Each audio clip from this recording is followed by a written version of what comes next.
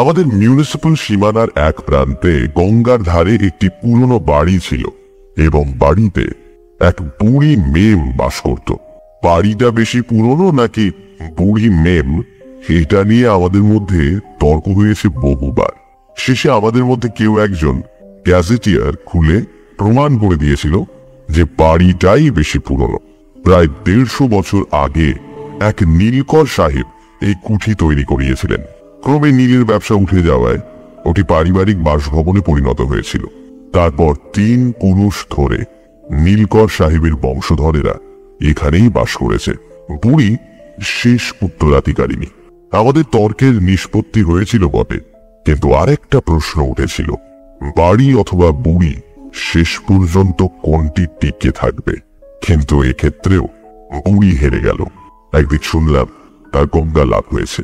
বুড়ি চিরকুমারী, তাই সাক্ষাৎ ওয়ারিস বলে কেউ ছিল না।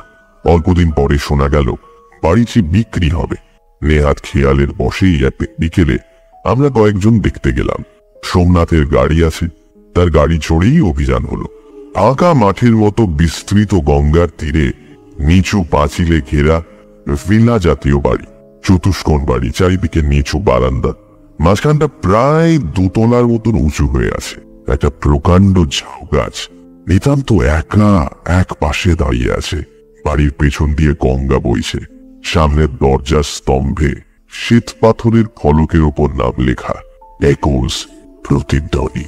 বাড়ির একজন মুসলমান চৌকিদার ছিল, সেও বোধ করি ওই বুড়ির সমসাময়িক। চাবি খুলে বাড়ির ভেতরটা আমাদের দেখালো।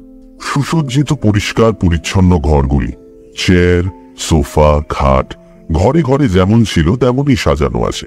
বাড়ির ঠিক মাঝখানে একটি প্রকাণ্ড হল ঘর, ছাদ বেশ উঁচু, অনেক উঁচুতে কাঁচে ঢাকা স্কাইলাইট দিয়ে আলো আসার ব্যবস্থা। তবু ঘরটি আলো আধারে মেশানো। চৌকিদার সুইচ টিপে আলো জ্বেলে দিল। কয়েকটা বাল্ব একসঙ্গে জ্বলে উঠল। তখন দেখলাম ঘরের মাঝখানে একটা বিলিয়ার্ড টেবিল রয়েছে। টেবিলের ওপর সবুজ আবরণে ঢাকা 3টি বাল্ব কেবলমাত্র টেবিলের সমতল পিঠের উপর আলো ফেলেছে। ঘরে অন্য আবরণ বিশেষ কিছু নেই। দেয়ালের ধারে 2টি সেটি, এক ধারে বিলিয়ার্ড লাঠি রাখবার র‍্যাক, আর তাতে সারি সারি কয়েকটি কিউ রাখা আছে। দেয়ালের গায়ে একটি কালো রঙের মার্কিং বোর্ড, কতদিনের পুরনো বলা যায় না। তাতে অঙ্কের চিহ্নগুলি একেবারে অস্পষ্ট হয়ে গেছে। চারিদিকে তাকিয়ে সোমনাথ মৃদুস্বরে বলে উঠল, বাহ, সত্যি ঘরের আধা অন্ধকার মোলায়েম আবহাওয়া মনের উপর একটা অনির্বচনীয় প্রভাব বিস্তার করে। ঘরে প্রবেশ করতে আমি সেটা উপলব্ধি করেছিলাম। তাই সোমনাথকে সমর্থন করে আমিও ওই জাতীয় একটা কিছু বলতে যাচ্ছি, এমন সময় আমার কানের কাছে কে যেন চাপা গলায় বলল। চমকে উঠে পেছন দিকে তাকালাম। আমার সঙ্গে সঙ্গে আর সকলেও পেছনে তাকালো, কিন্তু আমাদের পেছনে কেউ নেই। আমরা উদ্বিগ্নভাবে পরস্পরের দিকে তাকিয়ে রইলাম। তখন বৃদ্ধ চৌকিদার ভাঙা গলায় বুঝিয়ে দিল যে সেটা প্রতিধ্বনি। এ ঘরে প্রতিধ্বনি আছে। কথা বললে অনেক সময় কথার ভাঙা ভাঙা অংশ ফিরে ফিরে আসে। আশ্বস্ত হলাম বটে, কিন্তু মনে একটু ধোঁকা লেগে রইল। চৌকিদার অতগুলো কথা বলল, কই তার একটা কথাও তো ঘুরে এলো না। যাই হোক, ঘোরাঘুরি শেষ করে ফিরে এলাম। ফিরবার পথে সোমনাথ একবার বলল, খাসা বাড়িখানি, আর এই বিলিয়ার্ড রুমটা তো চমৎকার। বিলিয়ার্ড রুমের চমৎকারিত্ব তাকে কত দূর মন্ত্রমুগ্ধ করেছে তা বুঝতে পারলাম 3 দশক পরে, যখন শুনলাম সে বাড়িখানি কিনে নিয়েছে। তারপর আরো বিস্ময়কর সংবাদ, সে পৈতৃক বাড়ির বাস তুলে দিয়ে নতুন বাড়িতে উঠে গেছে। গৃহপ্রবেশের দিন আমাদের সকলকে নেমন্তন্ন করে খাওয়ানো বটে, কিন্তু কেন জানি না সমস্ত ব্যাপারটাতে আনন্দ উৎসবের স্পর্শ টের পেলাম না। কেবলই মনে হতে লাগলো এটা সোমনাথের চিরবিদায় ভোজ। দাঁড়ানো ঠিক তাই। 2 মাইল দূরে উঠে গেলে পুরনো বন্ধু কিছু পর হয়ে যায় না, কিন্তু সোমনাথ যেন মনের দিক দিয়েও আমাদের অনেক দূরে সরে গেল। মাঝে মাঝে সেই ক্লাবে আসতো এবং আগের মতো হাসি গল্প করবার চেষ্টা করতো বটে, কিন্তু দেখলাম তার মনটা আগা গোড়া বদলে গেছে। আগে যেমন সমস্ত গল্প, কৌতুক ও খেলায় মন প্রাণ ঢেলে যোগ দিতে পারত, এখন আর তেমন পারে না। তার প্রাণ খোলা হাসিটাও যেন কেমন অন্য মনস্ক হয়ে পড়েছে। যে এতদিন রক্ত মাংসের মানুষ ছিল, সে যেন হঠাৎ অবাস্তব ছায়ায় পরিণত হয়েছে। ক্লাবে বসে সোমনাথ সম্বন্ধেই কথা হচ্ছিল। পৃথ্বী বলল, ক্ষুধিত পাষাণ বাড়িটা সোমনাথকে গিলে খেয়েছে, বুঝলি? কতদিন এদিকে আসেনি? আমার হিসেব ছিল। বললাম, আমাদের নাটকের অভিনয়ের রাতে তাকে শেষ দেখেছে। তা মাসখানেক হলো। অমূল্য বলল, ক্ষুদিত পাষাণ টাষাণ নয়, আসলে নিজের বিলিয়ার্ড টেবিল পেয়েছে, রাত দিন তাই খেলছে। বড়দা এক পাশে বসেছিল, কড়িকাঠের দিকে চোখ তুলে বলল, অমূল্য ভুরু তুলে তার দিকে ফিরি। ঘুম মানে কি বলতেছ? তাকে ভূতে পেয়েছে? বড়দা উত্তর দিল না, কড়িকাঠের দিকে তাকিয়ে রইল। তারপর চোখ নামিয়ে আমাকে লক্ষ্য করে বলল, যে রাতে সোমনাথ আমাদের নেমন্তন্ন করে খাইয়েছিল, সে রাতের কথা মনে আছে? কোন কথা? খাওয়া দাওয়ার পর তুমি আর সোমনাথ বিলিয়ার্ড খেলেছিলে, বোধহয় বলোনি। আমি বসে তোমাদের খেলা দেখছিলাম। সে সময় তোমার নিজের খেলার কোনো বিশেষত্ব লক্ষ্য করনি? লক্ষ্য যে করেছিলাম তা নিজের কাছেও এতদিন স্পষ্টভাবে স্বীকার করিনি, অথচ বড়দা সেটা লক্ষ্য করেছে। ভালো খেলোয়াড় বলে আমার অহংকার নেই, কিন্তু সেদিন আমার খেলা আশ্চর্য রকম খুলে গিয়েছিল। শুধু তাই নয়, একটা অদ্ভুত অনুভূতি আমাকে ঘিরে রেখেছিল। প্রত্যেকবার বল মারার সময় মনে হয়েছিল আমি খেলছি না, অন্য কেউ আমার হাত ধরে খেলে দিচ্ছে। আমি হয়তো পট রেড মারবার চেষ্টা করছি, কিন্তু বলের সাথে কিউয়ের সংস্পর্শ ঘটবার আগেই যেন একটা অদৃশ্য হাত আমার হাতে কিছুটা নাড়া দিয়ে আমাকে লক্ষ্যভ্রষ্ট করে দিচ্ছে। ফলে আমার বল রেডকে স্পর্শ করে সমস্ত টেবিল ঘুরে একটা অসম্ভব পকেটে প্রবেশ করত। এমনি অনেকবার ঘটল। ক্রমে আমার মনে এমন একটা মহাচ্ছন্ন ভাব এসে পড়ল যে যন্ত্রের মতো খেলে গিয়েছিলাম। সোমনাথ সেদিন আমাকে হারাতে পারেনি। খেলার শেষে মোহের অবস্থা কেটে গেলে এই বলে নিজেকে বোঝাবার চেষ্টা করছিলাম যে খেলার ক্ষেত্রে কখনো সখনো এরকম অঘটন ঘটে যায়। খারাপ খেলোয়াড়ও হঠাৎ ভালো খেলে ফেলে, কিন্তু এর মধ্যে অলৌকিক কিছু আছে সেটা কিন্তু তখন ভাবিনি। আজ বড়দা মনে করিয়ে দিতেই সমস্ত ঘটনা হঠাৎ মনে পড়ে গিয়ে একেবারে বিদ্যুৎ স্পৃষ্টের মতো চমকে উঠলাম। আমি বড় বড় চোখে চেয়ে আছি দেখে বড়দা বলল, তাহলে লক্ষ্য করেছিলে? আমি আরেকটা জিনিস শুনেছিলাম যা তোমরা কেউ শোনোনি। খেলায় মগ্ন ছিলে বলেই বোধহয় শুনতে পাওনি। কি? হাততালির শব্দ। সোমনাথ একটা খুব সুন্দর মার মেরেছিল। 3টে বলে ঠোকাঠুকি হয়ে 3টেই একই পকেটে গেল। ঠিক তারপর কি যেন খুব মোলায়েম হাতে হাততালি দিয়ে উঠল। অমূল্য বলল, ওটা প্রতিধ্বনি। আরে যেখানে সহজ স্বাভাবিক ব্যাখ্যা সম্ভব, সেখানে ভূত প্রেত টেনে আনার কি মানে হয় সেটা তো বুঝি না। বলে বলে ঠোকাঠুকি হওয়ার আওয়াজ প্রতিধ্বনিত হলে সেটা হাততালির মতোই শোনায়। বড়দা বলল, আশ্চর্য বলতে হবে, বল ঠোকাঠুকি তো বরাবরই হচ্ছিল, তবে প্রতিধ্বনিটা ঠিক সেই সময় হলো কেন? কিছুক্ষণ কোনো কথা হলো না। এক্ষেত্রে একটা কথা বলে রাখা জরুরি। এর আগে আমি বহুরূপী নামে একটি গল্প লিখেছি এবং সেটা লেখার পর বড়দা সম্বন্ধে আমাদের মনের ভাব কিন্তু বেশ পরিবর্তিত হয়েছিল। সকলেরই নাস্তিকতার গোড়া একটু আলগা হয়ে গিয়েছিল। চুনি তো বিস্তর বই কিনে মহা উৎসাহে প্রেততত্ত্বের চর্চা আরম্ভ করে দিয়েছিল। অমূল্য যদিও এখনো তর্ক করতে ছাড়েনি, তবু তার ঝাঁজ অনেকটা কমে এসেছিল। ঋষি আমাদের আলোচনাকে সোজা পথে ফিরিয়ে আনলো। বলল, সে যা হোক, কথাটা শেষ পর্যন্ত দাঁড়াচ্ছে। সোমনাথ যে বাড়ি কিনে একেবারে আলাদা মানুষ হয়ে গেল, আমাদের সংসর্গ পর্যন্ত ছেড়ে দিল, এর কারণটা তো কেউ দেখাতে পারলো না। তাকে ভূতে পেয়েছে এই কথায় শ্রদ্ধা করা যায় না। তবে কি হয়েছে তার? বড়দা আস্তে আস্তে বলল, আমার কি মনে হয় জানো, সোমনাথ আমাদের চেয়ে ঢের বেশি মনের মতো সঙ্গী পেয়েছে। পুরনো বাঁধনের পাশে খুব শক্ত নতুন একটি বাঁধন পড়েছে, তাই পুরনো বাঁধন ঢিলে হয়ে গেছে। বড়দার কথার ইঙ্গিতটা ভুল করবার মতো নয়, কিন্তু এতটাই আজগুবি যে নির্বিচারে মেনে নেওয়াও যায় না। অমূল্য আমাদের সকলের মনের ভাব যেন প্রতিধ্বনিত করে বলল, অর্থাৎ তুমি বলতে চাও এক দঙ্গল ভূতের সঙ্গে সোমনাথের এতই দহরম মহরম হয়ে গেছে যে মানুষের সঙ্গে তারা ভালো লাগছে না? এবারও বড়দা সোজাসুজি উত্তর দিল না, বরঞ্চ যেন নিজের চিন্তায় নিমগ্ন হয়ে গেছে এমনই ভাবে চুপ করে রইল। মিনিট 2-3 পরে কতটা নিজের মনেই বলল, একোষ প্রতিধ্বনি। অদ্ভুত নাম বাড়িটার। যে লোক বাড়ি তৈরি করেছিল সেই হয়তো নামকরণ করেছিল, কিংবা তার পরবর্তীরা বাড়ির আবহাওয়া দেখে নাম রেখেছিল প্রতিধ্বনি। চুনি এতক্ষণ বসে আলোচনা শুনছিল, কোনো কথা বলেনি। এখন একবার গলা খাঁকড়িয়ে বলে উঠল, কিছুদিন থেকে একটা থিওরি আমার মাথায় ঘুরছে। কিসের থিওরি? এইসব হানাবাড়ি সম্বন্ধে। এখনো থিওরিটা খুব স্পষ্ট রূপ গ্রহণ করেনি, তবু কি থিওরি তোমার শুনি? চুনি একটু দোনামোনা করে বলল, ওই প্রতিধ্বনি শব্দটার মধ্যেই আমার থিওরিটা রয়েছে। দেখো, শব্দের যেমন প্রতিধ্বনি আছে, তেমনি বাস্তব ঘটনারও তো প্রতিধ্বনি থাকতে পারে, নাকি?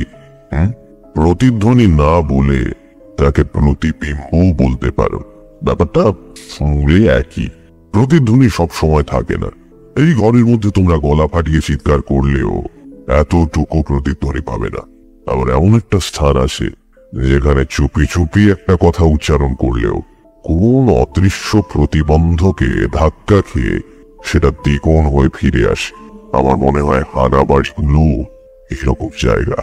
গ্রামোফোন রেকর্ডের মতো তারা অতীতের কতগুলো বাস্তব ঘটনা জমিয়ে রাখে, তারপর সুবিধে পেলেই তার প্রতিধ্বনি করতে থাকে। বড়দা, তোমার কি মনে হয়? থিওরিটা অভিনব বটে, কিন্তু বড়দার মুখ থেকে এর অনুমোদন আশা করা যায় না। সে ওরা ভূত বিশ্বাস, অথচ থিওরি সত্যি হলে ভৌতিক কাণ্ড মাত্রই একটা যান্ত্রিক ব্যাপার হয়ে দাঁড়ায়। ভূত প্রেতের স্বাধীন স্বতন্ত্র অস্তিত্ব বলে কিছুই থাকে না। বড়দা কিছুটা চুপ করে থেকে বলল, তাহলে তোমার মতে ভূত প্রেত নেই? মানে যেগুলোকে ভৌতিক ফেনোমেনন বলে মনে হয়, সেগুলো অতীতের প্রতিধ্বনি মাত্র? চুনি বলল, না, তা ঠিক নয়। আমি বলতে চাই, ভূত প্রেত থাকে থাক, কিন্তু হানা বাড়িতে সাধারণত যেসব ব্যাপার ঘটে থাকে সেগুলো হয়তো অধিকাংশই এই প্রতিধ্বনি জাতীয়। আমি বললাম, সোমনাথের বাড়িতে প্রতিধ্বনি আছে, সেটা আমরা দেখেছি। সেটা কোন জাতীয়? চুনি বলল, সেটাই তো আমি পরীক্ষা করে দেখতে চাই। তোমাকে রাজি আছো? কি করতে হবে? আমি স্থির করেছি একদিন সোমনাথের বাড়িতে গিয়ে রাত সে হঠাৎ এমন বদলে গেল কেন, তার একটা সন্তোষজনক কৈফিয়ত আবশ্যক। সুতরাং মনস্তত্ত্বের দিক দিয়েও পরীক্ষাটা খুব একটা ফেলনা হবে না। আর যদি সে এমন কিছু পেয়ে থাকে যার তুলনায় তার আজন্মের সমস্ত বন্ধন ধীর হয়ে গেছে, তাহলে সেই অপূর্ব বস্তুটি কি তাও তো আমাদের জানা দরকার, নাকি? অমূল্য একটু মুখ বাঁকিয়ে কবিতা আবৃত্তি করলো। যে ধনে হইয়া ধনী, মনিরে মাননা মনি, তাহারই খানিক মাগি আমি নত শিরে। যদি সুবিধে হয়, গোটা কয়েক প্রেতাত্মা বড়দার জন্য চেয়ে নিয়ে এসো, আমাদের এই ক্লাব ঘরে পুষে রাখা যাবে। আমি চুনির দিকে ফিরে বললাম, বেশ, আমি তোমার সঙ্গে যেতে রাজি আছি। কালই চলো তাহলে। কাল তো শনিবার। পরদিন সন্ধেবেলা সোমনাথের বাড়ির সামনে যখন পৌঁছলাম, তখন অন্ধকার অন্ধকার হয়ে এসেছে। প্রকাণ্ড মাঠের মাঝখানে বাড়িখানা যেন একেবারে জনশূন্য মনে হলো। বাড়ির বারান্দায় উঠেও কাউকে দেখতে পেলাম না। আমি ও চুনি মুখ চাওয়াচাওয়ি করতে লাগলাম। চাকর বাকর কেউ কি নেই নাকি? সব গেল কোথায়? একটা হাঁক দেব মনে করছি, এমন সময় ভেতর থেকে খট খট শব্দ শুনতে পেলাম। ভুল হবার নয়, বিলিয়ার্ড বলের ঠোকাঠুকি লাগার শব্দ। আশ্চর্য লাগলো, এই বড় সন্ধ্যাবেলা সোমনাথ বিলিয়ার্ড খেলছে? কার সঙ্গে খেলছে? দুজনে ভেতরে প্রবেশ করলাম। কোনো ঘরে এখনো বাতি জ্বলেনি, কেবল বিলিয়ার্ড রুম থেকে আলো আসছে। আমরা চুপচাপ দরজার সামনে গিয়ে দাঁড়ালাম। শুধু টেবিলের উপরকার সবুজ শেড ঢাকা 3টে বাল্ব জ্বলছে, বাকি ঘরটা কিন্তু অন্ধকার। এই আলো অন্ধকারের সীমানায় টেবিলের ধারে দাঁড়িয়ে সোমনাথ এক মনে কিউয়ের ডগায় খড়ি ঘষছে। ঘরে কিন্তু আর কেউ নেই। চুনি বলে উঠল, একলাই খেলছো কি? সোমনাথ চমকে মুখ ফেরালো, তারপর তাড়াতাড়ি দরজার কাছে এসে সুইচ টিপল। ঘরের অন্য আলোগুলো জ্বলে উঠল। আমাদের দেখে সে প্রথমে কিছুক্ষণ নিষ্পলক চোখে চেয়ে রইল, যেন ভালো করে চিনতেই পারল না। আমরাও কিরকম অপ্রস্তুত ভাবে তার মুখের দিকে চেয়ে দাঁড়িয়ে রইলাম। আমাদের সঙ্গে তার মনের যোগাযোগ এমন পরিপূর্ণভাবে বিচ্ছিন্ন হয়ে গেছে যে হঠাৎ করে সেটা জোড়া লাগাতে পারছে না। যাই হোক, শেষ পর্যন্ত হাসির একটা চেষ্টা করে সে বলল, আরে তোমরা। তারপর হঠাৎ কি ব্যাপার? সোমনাথের কণ্ঠে যে সহজ অকৃত্রিম সমাদরের সুর শুনতে আমরা অভ্যস্ত, সেটা কিন্তু ফুটে উঠল না। আমি একটু দ্বিধা বোধ করে বললাম, ব্যাপার কিছু নয়, তোমার ঘরকন্যা দেখতে এলুম।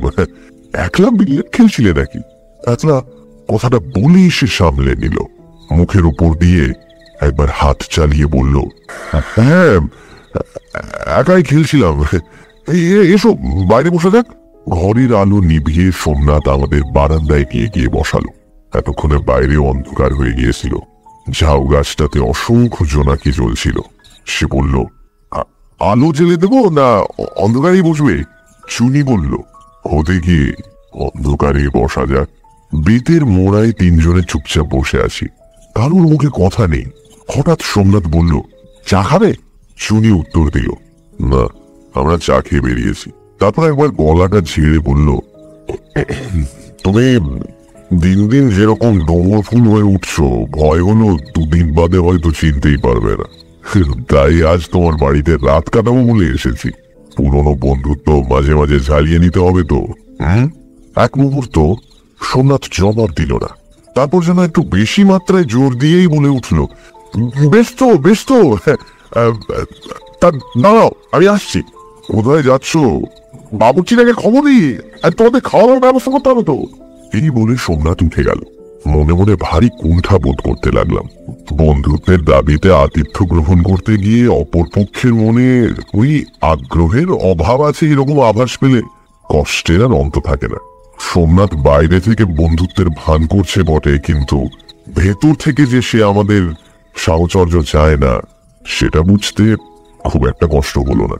আগেকার অবাধ স্বচ্ছন্দ আত্মীয়তা না, সেটা আর নেই।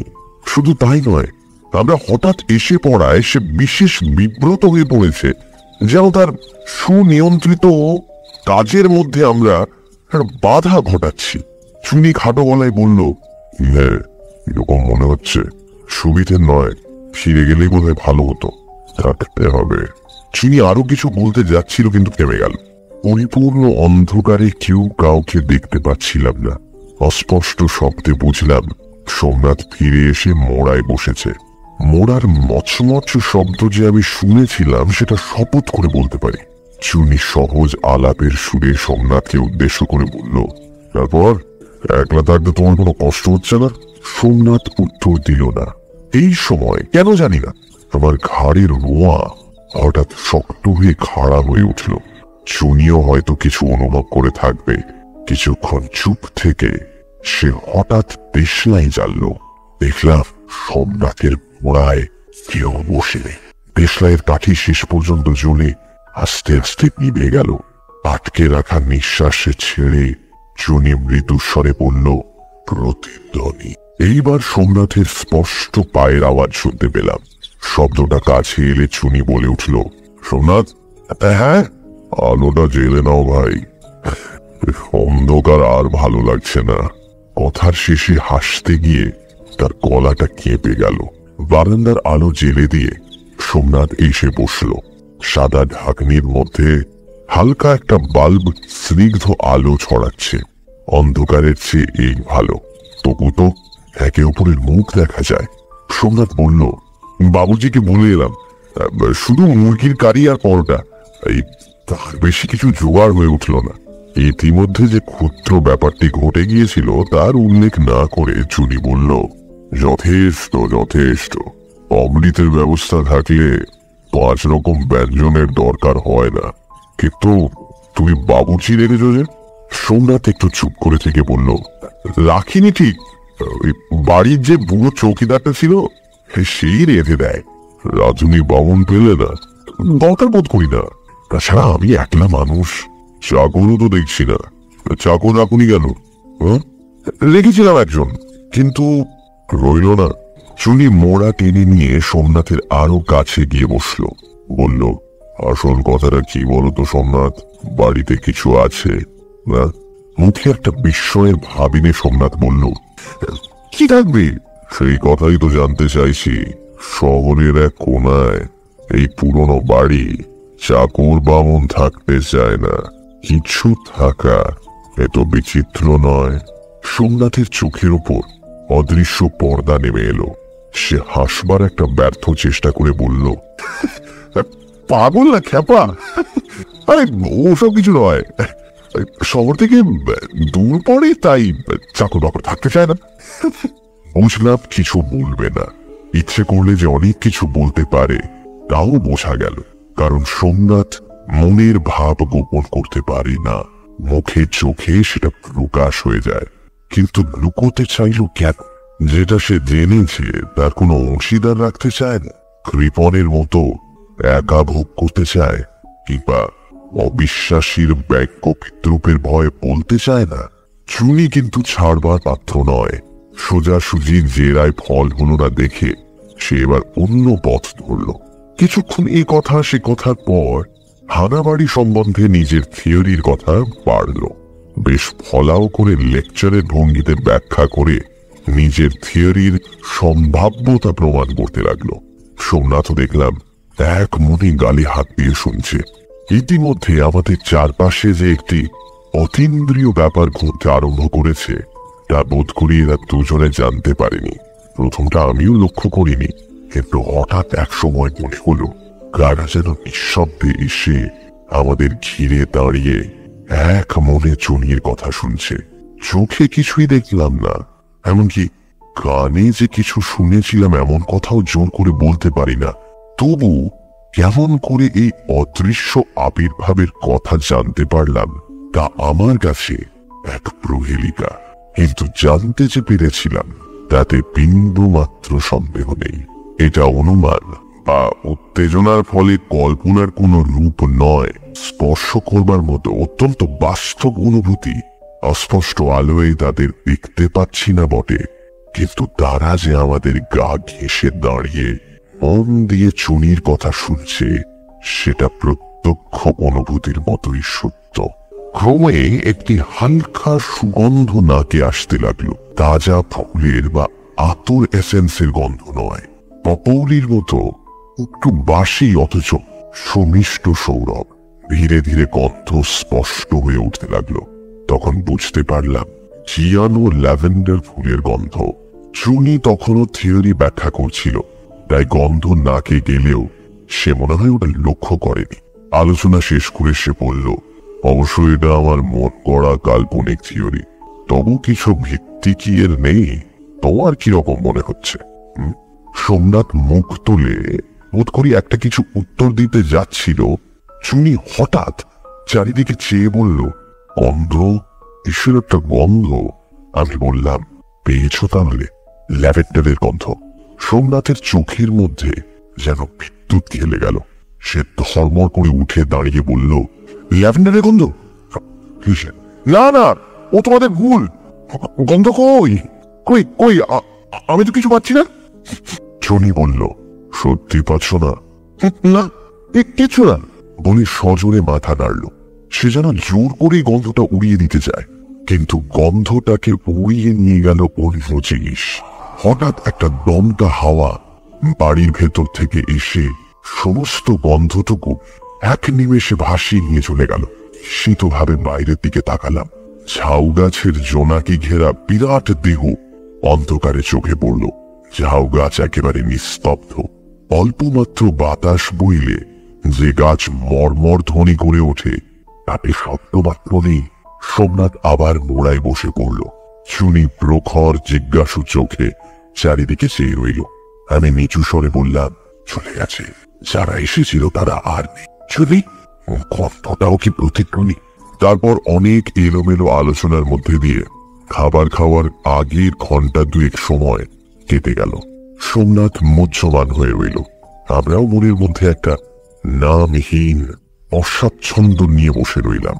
অসাধারণ আর কিছু অনুভব করলাম না। যারা এসেছিল তারা যেন আমাদের অধিকার বহির্ভূত কৌতূহল দেখে সন্ত্রস্ত ভাবে চলে গেছে। নিঃশব্দে খাওয়া দাওয়া শেষ হলো। বুড়ো চৌকিদার পরিবেশন করলো। অনুভবে বুঝলাম সেও আমাদের উপর খুশি নয়। তার সাদা ভুরু দুটো নীরবে আমাদের ধিক্কার দিতে লাগলো। অবরোধের পর্দার ভেতর উঁকি মারবার চেষ্টা করে আমরা যেন বর্বরোচিত অশিষ্টতা দেখিয়েছি। বারান্দার এক প্রান্তে 3টি ক্যাম্প খাট পেতে শোয়ার ব্যবস্থা হয়েছিল। তাড়াতাড়ি শুয়ে পড়লাম। কোনো মতে রাতটা কাটলে যেন বাঁচা যায়। 3 জনে পাশাপাশি শুয়ে আছি, কথাবার্তা নেই। শুনি শুয়ে শুয়ে সিগারেট টানছে। অন্ধকারে তার সিগারেটের আগুন উজ্জ্বল হয়ে আবার নিস্তেজ হয়ে পড়ছে। সোমনাথ একেবারে নিশ্চল হয়ে আছে, হয়তো ঘুমিয়ে পড়েছে।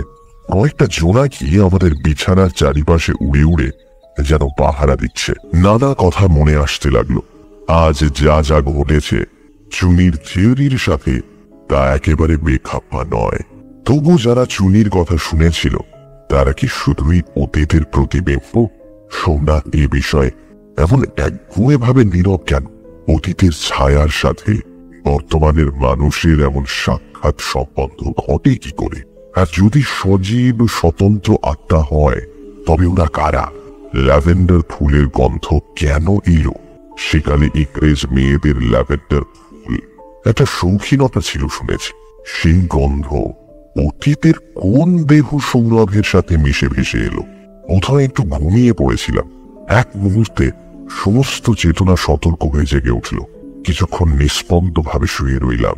তারপর বাড়ির ভেতর থেকে পরিচিত খট খট শব্দ কানে এলো। ঘাড় তুলে দেখলাম চুনি বিছানায় উঠে বসে আছে। সে নিঃশব্দ পদে উঠে এসে আমার কানে কানে বলল, শুনতে পাচ্ছ? সোমনাথ বিছানায় নেই, কখন উঠে গেছে। এসো দেখা যাক। শব্দ করো না। তন্ত্রার মধ্যে 1 ঘন্টা কেটে গেছে। রেডিয়াম যুক্ত হাত ঘড়ি দেখে পৌঁছতে পারলাম রাত 11:30। অন্ধকারে পা টিপে টিপে দুজনে বিলিয়ার্ড ঘরের দিকে চললাম। দরজা পর্যন্ত গিয়ে আমরা আর এগোলাম না। টেবিলের উপর তেমনি 3টি আলো জ্বলছে, বাকি ঘর অন্ধকার। সোমনাথ টেবিলের উপর ঝুঁকে বল মারছিল। তার মুখ স্পষ্ট দেখতে পেলাম। মুখের চেহারা একেবারে বদলে গেছে। সন্ধ্যেবেলার সেই অবসাদগ্রস্ত মুহ্যমান ভাব আর নেই। চোখের দৃষ্টি উজ্জ্বল, খেলার আনন্দ প্রত্যেকটা হাত পা নাড়ার মধ্যে দিয়ে বের হচ্ছে। মনে পড়ল কয়েক মাস আগে সোমনাথ এমনই ছিল। বাড়ি কেনবার পর থেকে তারই প্রাণ খোলা আমোদে মেতে ওঠা মূর্তি আর চোখে পড়েনি। বল মেরে সোমনাথ হালকা একটু হেসে উঠল। তারপর নিজেই সচকিতে ঠোঁটের উপর আঙুল রেখে মৃদুস্বরে কি একটা বলল। পরক্ষণে আরেকটি সুমিষ্ট হাসির শব্দ কানে এলো। হয়তো এটি সোমনাথের হাসির প্রতিধ্বনি, কিন্তু পর্দায় ও মিষ্টতায় এত তফাৎ যে নারী কণ্ঠের হাসি বলে ভুল হয়। খেলা চলতে লাগলো।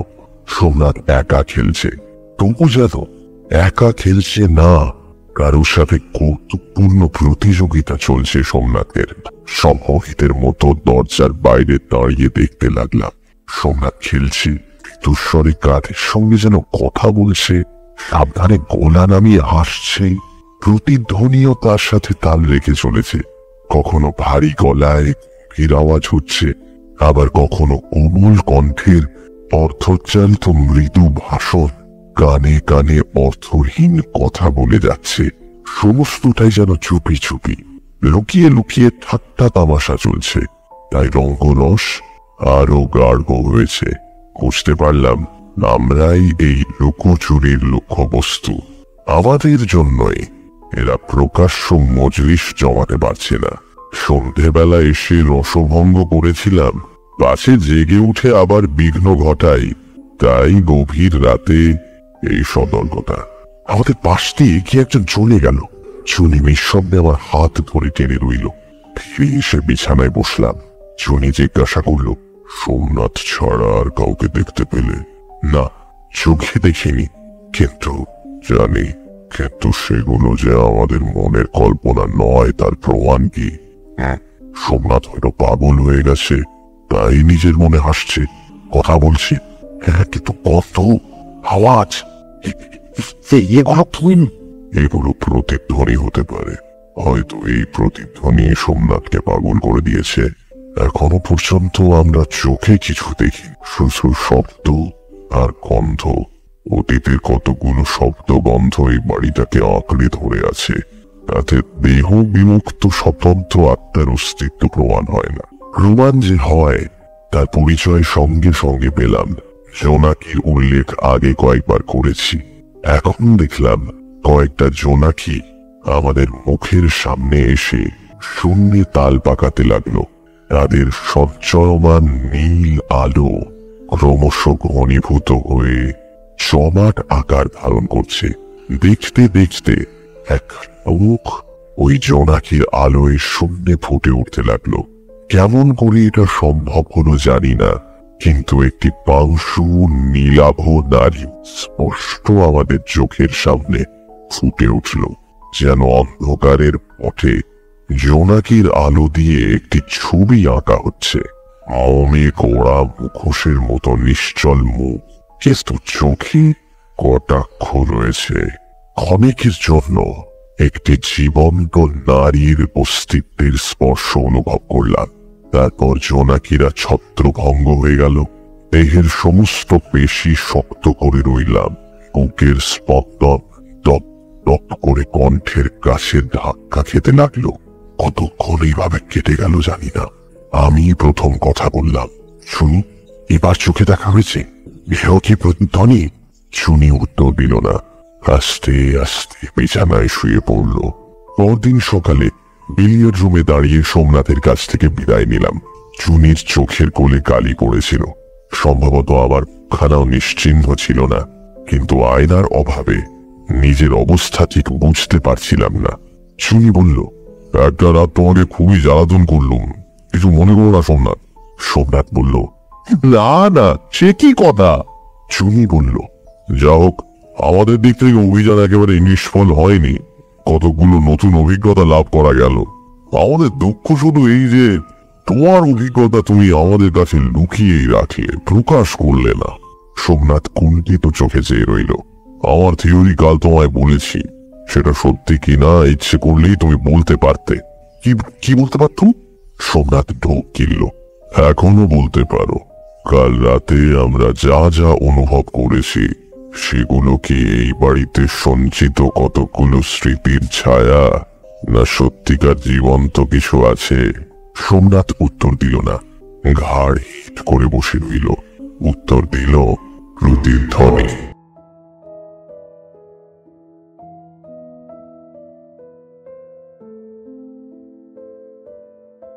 I can feel it.